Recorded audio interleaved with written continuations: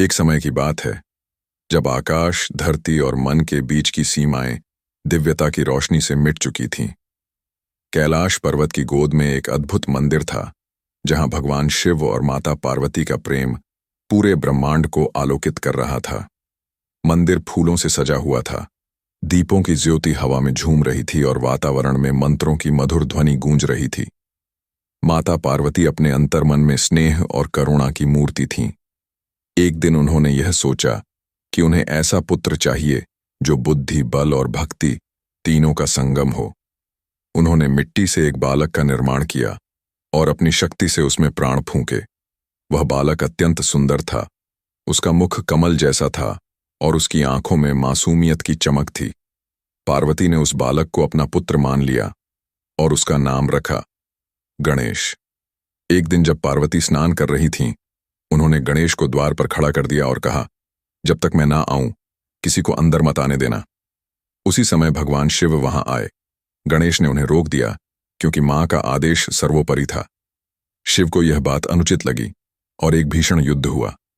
अंत में शिव ने अपने त्रिशूल से गणेश का सिर अलग कर दिया।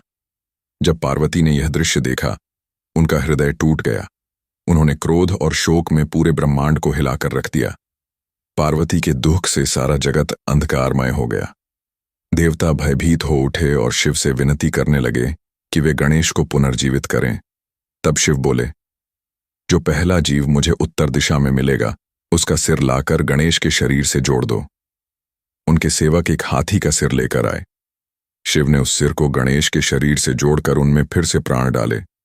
इसी क्षण से गणेश का रूप गजानन हो गया, गणपति, जो हाथी मुख वाले देवता कहलाए। जैसे ही गणेश ने अपनी आंखें खोलीं, मां पार्वती के आंसू मुस्कान में बदल गए।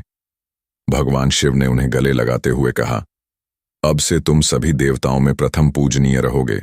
जहां भी कोई शुभ कार्य होगा उसकी शुरुआत तुम्हारे नाम से होगी। उस क्षण से ही गणेश जी को विघ्नहर्ता, सिद्ध विनायक और गणनायक कहा जाने लगा। गणेश बचपन से ही अद्भुत बुद्धिमान थे। उनकी बातें सुनकर सभी देवता चकित हो जाते। एक बार देवताओं में यह विवाद हुआ कि सबसे श्रेष्ठ कौन है। भगवान शिव ने कहा, जो ब्रह्मांड का परिक्रमा पहले करेगा वही श्रेष्ठ कहलाएगा। सभी देवता अपने अपने वाहन पर बैठकर निकल पड़े, पर गणेश जी ने कुछ देर सोचा, फिर अपने माता पिता शिव पार्वती की परिक्रमा करके बोले, माता पिता ही मेरे लिए पूरा ब्रह्मांड है। सभी देवताओं ने यह सुनकर उन्हें प्रणाम किया। भगवान शिव और माता पार्वती दोनों की आंखों में गर्व और प्रेम झलकने लगा। गणेश जी केवल ज्ञान और बुद्धि के प्रतीक नहीं थे, बल्कि वे करुणा और विनम्रता का सच्चा उदाहरण भी थे।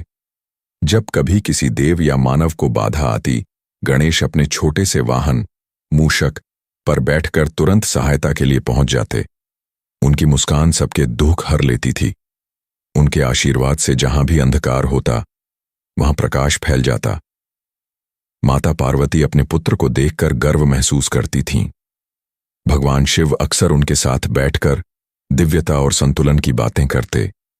परिवार के इस एकत्व से सारा ब्रह्मांड प्रेरणा लेता कि सच्ची शक्ति प्रेम, ज्ञान और एकता में निहित होती है। एक दिन कैलाश पर्वत पर दीपोत्सव मनाया जा रहा था। चारों ओर दीपों की रोशनी थी। मंदिर में घंटियां बज रही थीं। गणेश लाल वस्त्र धारण किए, हाथों में मोदक लिए, सबके बीच मुस्कुरा रहे थे। माता पार्वती और भगवान शिव उन्हें आशीर्वाद दे रहे थे। उस दिन देवताओं ने घोषणा की, जहां गणेश हैं वहां विघ्न नहीं टिक सकते। समय के साथ गणेश जी लोक कल्याण के देव बन गए। उन्होंने सबको यह शिक्षा दी, जिस घर में माता पिता का सम्मान, ज्ञान का प्रेम और मन में विनम्रता हो, वहीं सच्चा सुख निवास करता है। आज भी हर शुभ कार्य, हर आरंभ, हर नई यात्रा श्री गणेशाय नमः कहकर ही शुरू की जाती है, क्योंकि यह विश्वास है कि जब गणेश जी का नाम लिया जाता है तब सारे विघ्न दूर हो जाते हैं और जीवन में बुद्धि, शांति और समृद्धि का प्रकाश फैल जाता है। जय गणेश देवा।